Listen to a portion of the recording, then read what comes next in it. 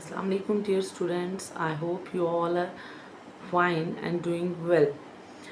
Dear students, हमारा जो class 12th का चैप्टर 1 था दैट इज़ रिप्रोडक्शन, वो कंप्लीट हो चुका है। आज ह्यूमन रिप्रोडक्शन उसका फर्स्ट सब यूनिट था, वो भी कंप्लीट कर दिया था हमने। सेकंड सब unit is reproductive health. Reproductive health में हमने सबसे पहले इंट्रोडक्शन देखी थी कि व्हाट इज़ रिप्रोडक्टिव हेल्थ। फिर हमने देखा था कि रिप्रोडक्टिव हेल्थ के इश्यूज़ क्या है, उनकी प्रॉब्लम्स क्या हैं, स्ट्रेटजीज़ क्या हैं। फिर हमने पॉपुलेशन एक्सप्लोजन देखी थी कि पॉपुलेशन कैसे बढ़ रही है। फिर हमने देखा था कि अगर पॉपुलेशन बढ़ रही है तो उसे कंट्रोल कैसे करना है। फिर हमने contraceptive method of birth control देखे थे। उसके बाद हमने नेक्स्ट छोटे छोटे दो टॉपिक देखे थे, that is medical termination of pregnancy देखा था, एमटीपी, एंड एमनियोसेंटेसिस टेक्निक देखा था। फिर हमने इनफर्टिलिटी देखा था। इनफर्टिलिटी के हमने टाइप्स देखी थी, that is assisted reproductive techniques देखी थी। ठीक है, तो हमने अपना फर्स्ट चैप्टर का सेकंड सब unit that is reproductive health complete कर दिया था। आज हम क्लास 12th का जोलॉजी का second chapter that is human health and disease start करेंगे। ठीक है, आज हमारा इंट्रोडक्शन लेक्चर रहेगा।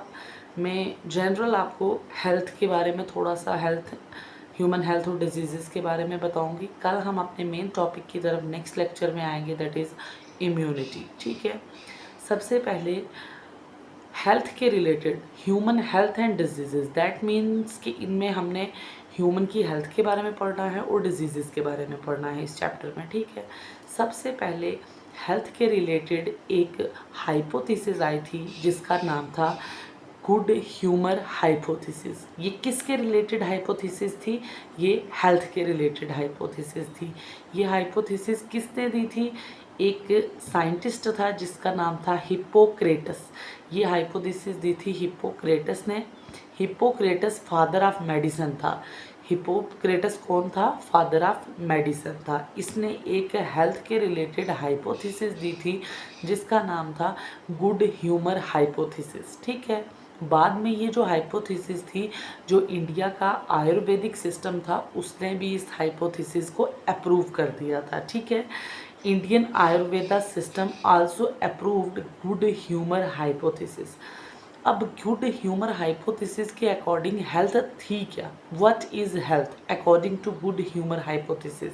ठीक है, गुड ह्यूमर हाइपोथेसिस के अकॉर्डिंग हेल्थ एक ऐसी स्टेट है बॉडी की और माइंड की जब बॉडी के अंदर जो बॉडी के फ्लूइड हैं वो बैलेंस होंगे, ना तो कम होंगे ना तो ज़्यादा होंगे, तभी हम कहेंगे कि क्या है, कोई भी पर्सन हेल्दी है। इस गुड ह्यूमर हाइपोथेसिस में जो एक वर्ड यूज़ किया है ह्यूमर, ह्यूमर किस चीज़ के लिए यूज़ किया है? यहाँ मैंने ब्रैकेट में लिखा भी है, बॉडी के फ्लूइड्स के लिए। जो हमारी बॉडी के अंदर फ्लूइड प्रेजेंट हैं, उन फ्लूइड को इनने क्या कह दिया? ह्यूमर कह दिया। और according to good hypothesis, humour hypothesis के अकॉर्डिंग हेल्थ एक ऐसी स्टेट है बॉडी की और माइंड की where there is balance of certain humours. जब बॉडी में ह्यूमर्स बैलेंस स्टेट में होंगे, मतलब बॉडी के फ्लूइड्स जब बॉडी में बैलेंस होंगे, तभी हम कहेंगे कि कोई पर्सन क्या है, वो हेल्दी है, या उसकी बॉडी या उसका माइंड क्या है, बिल्कुल फिट है। ये किसके अकॉर्डिंग कहा? गुड ह्यूमर हाइपोथेसिस के। बस इतना याद रखना कि गुड ह्यूमर हाइपोथेसिस कहते हैं कि हेल्थ एक ऐसी स्टेट है बॉडी की और माइंड की जब बॉडी में जो ह्यूमर्स होते हैं, बॉडी फ्लूइड्स होते हैं, वो बैलेंस होने चाहिए। ठीक है, अब बॉडी में उस टाइम उनने कहा कि 4 तरह के क्या होते हैं? फ्लूइड प्रेजेंट होते हैं। Body contain 4 kinds of fluids which must remain in balance so a person is healthy.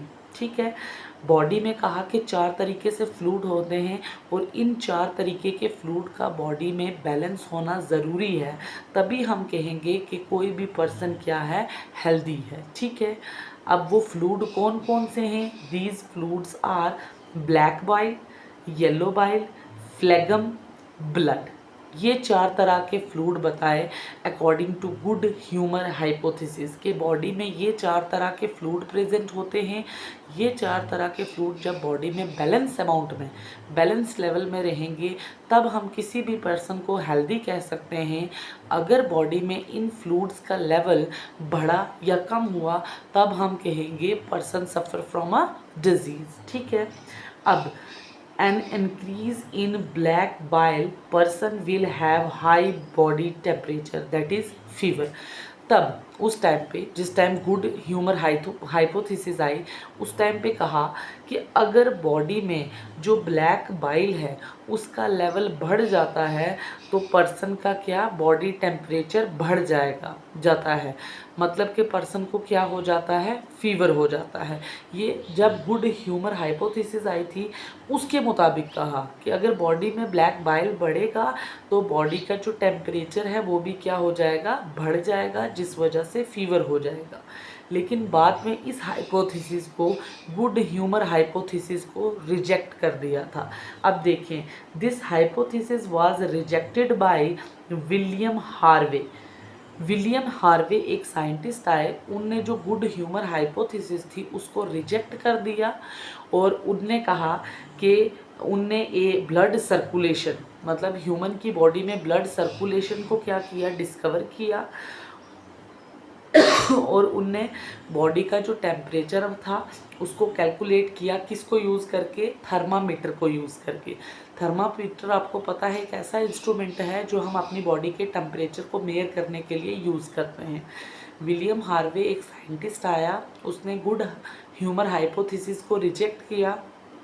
उसने ह्यूमन की बॉडी में ब्लड सर्कुलेशन को डिस्कवर किया और बॉडी का टेम्परेचर मेयर किया बाय यूजिंग थर्मोमीटर। ठीक है। फिर उसने ये चेक किया कि अगर बॉडी में ब्लैक बाइल ज़्यादा भी होगा तब भी जो बॉडी का टेम्परेचर है वो नॉर्मल है। ये देखिए, he found that a person have high black bile have normal body temperature. उसने थर्मोमीटर को यूज़ करके ये चेक किया कि हाँ, अगर किसी पर्सन का बॉडी में ब्लैक बाइल इंक्रीज्ड है, ब्लैक बाइल का लेवल बढ़ा हुआ है, लेकिन फिर भी उस पर्सन की बॉडी का टेम्परेचर क्या है, नॉर्मल है। इस बेसिस पे इसने, विलियम हार्वे ने क्या किया था, गुड ह्यूमर हाइपोथेसिस को रिजेक्ट कर दिया था। ठीक है। अब हम देखते हैं, ये एक हाइपोथेसिस आई थी आपकी एनसीईआरटी में, लिटिल बिट इसके बारे में दिया हुआ है, इसीलिए हमने देख लिया इस हाइपोथेसिस को। इस हाइपोथेसिस में जो ह्यूमर वर्ड का यूज़ हुआ है वो बॉडी के फ्लूइड्स के लिए यूज़ हुआ है। बॉडी के फ्लूइड्स, इस हाइपोथेसिस के मुताबिक जब बॉडी के फ्लूइड्स बैलेंस रहेंगे तब हम किसी भी पर्सन को हेल्दी कह सकते हैं। ठीक है। बॉडी के फ्लूइड मैंने बताया 4 तरह के होते हैं, black bile, yellow bile, phlegm, blood. और उस टाइम पे कहा कि अगर बॉडी में ब्लैक बाइल का लेवल बढ़ जाता है तो बॉडी का टेम्परेचर भी बढ़ जाता है, मतलब कि पर्सन को क्या हो जाता है, फीवर हो जाता है। ठीक है। अब विलियम हार्वे आया, उसने इस हाइपोथेसिस को रिजेक्ट किया। किस बेस पे किया, उनने ह्यूमन में ब्लड सर्कुलेशन को डिस्कवर किया और बॉडी का टेम्परेचर मेयर किया बाय यूजिंग थर्मोमीटर। और उसने कहा कि अगर बॉडी में ब्लैक बाइल का लेवल बढ़ा भी हुआ है, स्टिल जो बॉडी का टेम्परेचर है वो क्या है, नॉर्मल है। इस बेसिस पे उसने गुड ह्यूमर हाइपोथेसिस को रिजेक्ट कर दिया। ठीक है। अब हम सिंपली पहले देखेंगे व्हाट इज़ हेल्थ, कि हेल्थ है क्या। हेल्थ की सिंपल मॉडर्न डेफिनेशन देखेंगे। ठीक है। हेल्थ एक ऐसी स्टेट है जिसमें physical, mental and social wellbeing and not merely absence of disease. मतलब मैं आपको इस डेफिनेशन का मतलब समझाती हूँ कि बॉडी में डिजीज़ का ना होना, सिर्फ उसी इंसान को हम हेल्दी नहीं कहेंगे कि कोई पर्सन है उसको कोई डिजीज़ नहीं है, हम नहीं कहेंगे कि वो हेल्दी है। नहीं, पहले हम देखेंगे कि वो फिज़िकली फिट है या नहीं है, वो मेंटली ठीक है या नहीं है, वो सोशली ठीक है या नहीं है। ऐसा नहीं हो डिजीज़ बॉडी में कोई भी नहीं हो, लेकिन अपनी सोसाइटी में वो 4 लोगों के साथ बैठने के काबिल ही नहीं है, अपनी सोसाइटी के लोगों को वो खाने को दौड़ता है, वो लोगों के साथ सोशलाइज ही नहीं हो रहा है, उसका बिहेवियर ही नहीं लोगों के साथ मिल रहा है, तब उस पर्सन को हम हेल्दी नहीं कहेंगे। हम पर्सन को हेल्दी तभी कहेंगे जब वो physically, mentally as well as socially भी ठीक हो और साथ में उसके साथ साथ उसकी बॉडी में कोई डिजीज़ ना हो, तब हम कहेंगे कि कोई भी पर्सन क्या है, पूरी तरीके से फिट है, हेल्दी है। ठीक है, अब हम देखेंगे डिजीज़ तो देखी हमने, सॉरी हेल्थ तो देखा कि हेल्थ क्या होता है। अब हम देखेंगे कि डिजीज़ क्या होता है। ठीक है, देखिए अब हम देखेंगे कि व्हाट इज़ डिजीज़। डिजीज़ एक ऐसी कंडीशन है जब बॉडी का कोई ऑर्गन या ग्रुप ऑफ ऑर्गन और ऑर्गन सिस्टम या पूरा ऑर्गन सिस्टम जो होगा वो पूरी तरीके से फंक्शन नहीं करता है, तब हम क्या कहेंगे कि ये person suffer from a disease. Disease एक ऐसी कंडीशन है जब बॉडी का कोई ऑर्गन या ग्रुप ऑफ ऑर्गन या ऑर्गन सिस्टम पूरी तरीके से फंक्शन नहीं करता है, तब हम कहते हैं कि person suffer from a disease. ठीक है, अब डिज़ीज़ जब किसी पर्सन को होती है तो डिज़ीज़ की वजह से उसकी बॉडी में कुछ साइन एंड सिम्टम्स अपीयर हो जाते हैं। अब हम देखेंगे कि साइन कौन से होते हैं और मतलब जिस पर्सन को भी डिजीज़ होगी उसमें कुछ ना कुछ साइन या सिम्टम्स अपीयर होते हैं। अब साइंस क्या होते हैं और सिम्टम्स क्या होते हैं, साइन और सिम्टम्स में डिफरेंस क्या होते हैं। अब हम देखते हैं कि what is a sign. Sign these are ऑब साइन कौन से, साइन ऑब्जर्वेबल चेंजेस होती हैं जो किसी भी डिजीज्ड पर्सन में आती हैं। जिस पर्सन को डिजीज़ है उसमें जो कोई ऑब्ज़र्व कर सकता है चेंजेस, उन चेंजेस को कहते हैं कि इस पर्सन में साइन अपीयर हो रहे हैं। जैसे अगर किसी को कोई स्किन एलर्जी है तो स्किन पे रेड कलर के रैशेज़ आ जाना, किसी भी बॉडी पार्ट से ब्लीडिंग का स्टार्ट हो जाना, खांसी होना, कफिंग, ये सब आप कोई दूसरा पर्सन ऑब्ज़र्व कर सकता है। ऐसे सिम्टम्स, ऐसे चेंजेस बॉडी में जो ऑब्ज़र्वेबल होती हैं उन्हें क्या कहते हैं, उन्हें साइन कहा जाता है। ठीक है, these are observable changes present in a diseased person like rashes on skin, bleeding from a body part, coughing extra. ठीक है, अब सिम्टम्स क्या हैं। सिम्टम्स मतलब नॉन ऑब्जर्वेबल चेंजेस, ऐसी चेंजेस डिजीज्ड पर्सन, आपको पता है ना साइन सिम्टम्स कब आते हैं, जब किसी पर्सन को कोई डिजीज़ होती है। ठीक है, तो डिजीज्ड पर्सन में ऐसी चेंजेस जो कोई दूसरा इंसान ऑब्जर्व नहीं कर सकता उन्हें हम कहते हैं सिम्टम्स। ठीक है, वो पेशेंट खुद सिर्फ महसूस कर सकता है और वो डॉक्टर को बताता है, फिर डॉक्टर क्या करता है, साइन और क्या करता है, डायग्नोज करता है किसी भी डिजीज़ को। ठीक है, देखें जैसे symptoms are felt by patient only and then patient tell them to doctor. जैसे हेडेक हो गया, सर दर्द, क्या कोई दूसरा इंसान मॉनिटर कर सकता है? नहीं, वो जो पेशेंट है जिसको सर दर्द हो रहा है उसी को महसूस हो रहा है। ठीक है, स्टमक पेन क्या दूसरा इंसान ऑब्जर्व कर सकता है? नहीं, वो जिसको दर्द है वही महसूस कर सकता है। बैक पेन हो गया एक्स्ट्रा। अब इन्हीं साइन और सिम्टम्स के बेसिस पे डॉक्टर क्या करते हैं, डायग्नोज करते हैं कि किसी पर्सन को या पेशेंट को क्या डिजीज़ है। ठीक है, on the basis of sine and symptoms doctor diagnose a disease. आपको सबसे पहले पता चला कि डिजीज़ है क्या। डिजीज़ एक ऐसी कंडीशन है जब हमारी बॉडी का कोई ऑर्गन या ग्रुप ऑफ ऑर्गन या ऑर्गन सिस्टम प्रॉपर तरीके से काम नहीं करता, तब हम कहते हैं कि किसी पर्सन को क्या हो गई है, कोई डिजीज़ हो गई है। और डिजीज़ जब किसी पर्सन को होती है तो उस पर्सन में कुछ ना कुछ साइन और सिम्टम्स अपीयर होते हैं। साइंस ऐसी चेंजेस होती हैं डिजीज्ड पर्सन में जो दूसरा इंसान ऑब्जर्व कर सकता है। ठीक है, और सिम्टम्स ऐसी चेंजेस होती हैं जो कोई दूसरा इंसान ऑब्जर्व नहीं कर सकता, वो पेशेंट खुद फील करके डॉक्टर को बताता है। अब साइन और सिम्टम के बेसिस पे डॉक्टर क्या करता है, किसी भी डिजीज़ को डायग्नोज करता है। अब हम देखते हैं डिजीज़ कितनी टाइप्स की होती हैं। ठीक है, सबसे पहले डिजीज़ तो पता चल गया आपको क्या होता है। डिजीज़ दो तरह की होती हैं, कंजेनाइटल डिजीज़, एक्वायर्ड डिजीज़।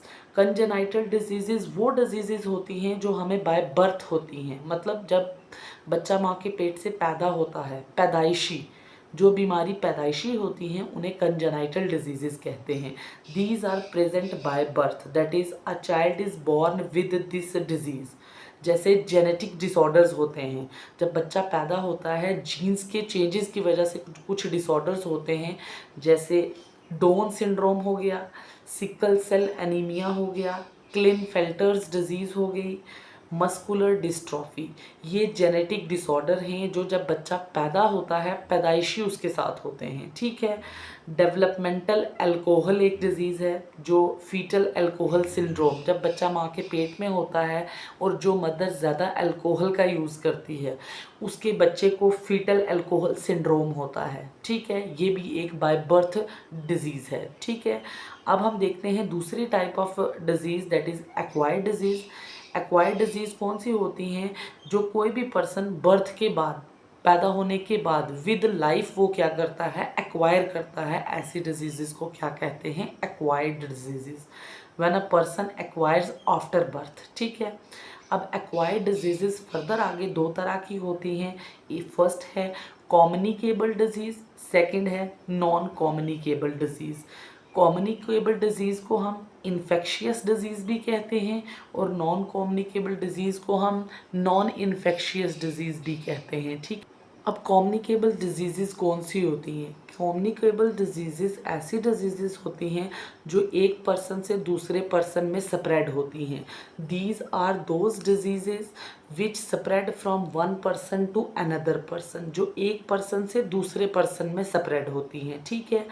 अब जो कम्युनिकेबल डिजीज़ हैं उनको फर्दर डिवाइड किया दो टाइप्स में। First is contagious disease, second is non contagious disease. अब कंटेजियस डिजीज़ कौन सी होती हैं? जो डायरेक्ट कंटैक्ट से स्प्रेड होती हैं, जैसे कॉमन कोल्ड हो गया, कोल्ड हुआ, एक पर्सन दूसरे पर्सन के कंटेक्ट में आएगा तो दूसरे पर्सन को भी कोल्ड हो जाएगा। चिकन पॉक्स होता है, चिकन पॉक्स भी जिस पर्सन को है उसके कंटेक्ट में कोई दूसरा इंसान आएगा डायरेक्ट तो उसके कंटेक्ट उसको भी हो जाएगा, ठीक है। Spread by direct contact, for example common cold, chicken pox. अब नॉन कंटेजियस कौन सी डिजीज़ होती हैं? जो डायरेक्ट कंटेक्ट से, टच करने से नहीं फैलती हैं, do not spread by direct contact, ठीक है। जैसे एड्स हो गया, एड्स एक नॉन कंटेजियस डिजीज़ है जो टच करने से नहीं स्प्रेड होता, ठीक है। जब बॉडी का कोई फ्लूड, इन्फेक्टेड पर्सन की बॉडी का फ्लूड किसी हेल्दी पर्सन की बॉडी के फ्लूड में के टच में आएगा, ब्लड के साथ मिक्स होगा, तभी जाके क्या होगा, जो डिजीज़ है वो स्प्रेड होती है। डायरेक्ट कंटेक्ट छूने से नहीं फैलती है। Amoebiasis do not spread by direct contact. Amoebiasis एक डिजीज़ है जो डायरेक्ट कंटेक्ट से नहीं फैलती है लेकिन वो एजेंट के थ्रू, वेक्टर्स के थ्रू स्प्रेड होती हैं, ठीक है। उसके बाद मलेरिया भी आपको पता है डायरेक्ट कंटेक्ट से नहीं फैलती है लेकिन मलेरिया भी वेक्टर्स, एजेंट के थ्रू स्प्रेड होती हैं। मलेरिया का जो वेक्टर है वो है Anopheles mosquito. Anopheles mosquito vector है। वेक्टर का काम क्या होता है? बीमारी को इन्फेक्टेड पर्सन से उठाना और उठा के हेल्दी पर्सन में ट्रांसफ़र करना। वेक्टर मतलब व्हीकल, जो बीमारी को इन्फेक्टेड पर्सन से उठाते हैं और जाके नॉर्मल पर्सन, हेल्दी पर्सन में ट्रांसफ़र करते हैं। ये भी डायरेक्ट कंटेक्ट से नहीं फैलती है, ये एजेंट के थ्रू, वेक्टर के थ्रू फैलती हैं, ठीक है। उसके बाद अब नॉन कम्युनिकेबल डिजीज़ कौन सी होती हैं? ये वो डिजीज़ होती हैं जो एक पर्सन से दूसरे पर्सन में नहीं फैलती हैं। These are those disease which do not spread from one person to another person, जो एक पर्सन से दूसरे पर्सन में नहीं फैलती। जैसे डायबिटीज़ है, अब डायबिटीज़ घर में किसी एक को होता है, दूसरे को क्या छूने से हो जाता है? नहीं, डायबिटीज़ एक पर्सन से दूसरे पर्सन में नहीं स्प्रेड होता। मायोकार्डियल इन्फेक्शन कोई हार्ट रिलेटेड डिजीज़ है, वो एक पर्सन से दूसरे पर्सन में नहीं स्प्रेड होती है। गॉइटर है, गॉइटर भी एक पर्सन से दूसरे पर्सन में स्प्रेड नहीं होता, ठीक है। नॉन कम्युनिकेबल जब मतलब पर्सन टू पर्सन स्प्रेड नहीं होती हैं, ठीक है। अब हमें पता होना चाहिए कि कोई भी इंसान को अगर हेल्थी रहना है तो उसको हेल्दी रहने के लिए क्या करना चाहिए? टू रिमेन हेल्दी, किसी भी पर्सन को अगर हेल्दी रहना है तो उसे क्या करना चाहिए? उसको मेन ये 3 चीज़ें एक्सेप्ट करनी होंगी तो वो हेल्दी रहेगा। सबसे पहले उसको बैलेंस डाइट का यूज़ करना है। ऐसा नहीं है डाइट में प्रोटीन बहुत ज़्यादा हो जाए, कार्बोहाइड्रेट्स बिल्कुल ना हो, नहीं, हमारी बॉडी को बैलेंस डाइट की ज़रूरत है। Equal amount of protein, carbohydrate, minerals, vitamins, fibres, ठीक है, सब जो हमें खाना डाइट लेनी है उसमें सारे जो न्यूट्रिएंट्स होंगे, विटामिन्स होंगी, प्रोटीन्स होंगी, वो बैलेंस होने चाहिए, ठीक है। दूसरी, हमें अपनी पर्सनली हाइजीन मेंटेन रखनी पड़ेगी, ठीक है। और थर्ड, हमें एक्सरसाइज करनी पड़ेगी, वॉक करना पड़ेगा, एक्सरसाइज पर करनी पड़ेगी, तभी जाके एक पर्सन क्या रहेगा, डिजीज फ्री रहेगा, हेल्दी रहेगा, ठीक है। अब हेल्थ को कौन कौन सी चीज़ें अफेक्टेड करती हैं mainly, health is affected by, सबसे पहले इन्फेक्शन अगर कोई बॉडी में हो जाए तो हेल्थ उस वजह से अफेक्टेड होती है। अगर बॉडी में कोई जेनेटिक डिसऑर्डर है, बाय बर्थ डिसऑर्डर है, डाउन सिंड्रोम है, क्लिनफेल्टर डिजीज़ है, तब क्या होगी, हेल्थ अफेक्ट होगी। और हमारा लाइफस्टाइल मेनली टुडे, आज के दौर में हमारा लाइफस्टाइल बहुत ज़्यादा अफेक्ट करता है हेल्थ को। कैसे, हमारा लाइफस्टाइल में आजकल मैक्सिमम लोग जंक फूड का यूज़ करते हैं, ड्रिंक का यूज़ करते हैं, सिगरेट का यूज़ करते हैं, और ये सब डायरेक्टली और इनडायरेक्टली हमारी हेल्थ को अफेक्ट कर रहे हैं। ये हमारे लाइफस्टाइल की मॉडिफिकेशंस हैं। हमें अपने लाइफस्टाइल को मॉडिफाई करना है तो हमारी हेल्थ अपने आप ही ठीक हो जाएगी, ठीक है। ये था हमारा आज का intro lecture about health, human health and diseases. कल हम अपना मेन टॉपिक स्टार्ट करेंगे, दैट इज़ इम्यूनिटी, ठीक है। ओके, अल्लाह हाफिज़।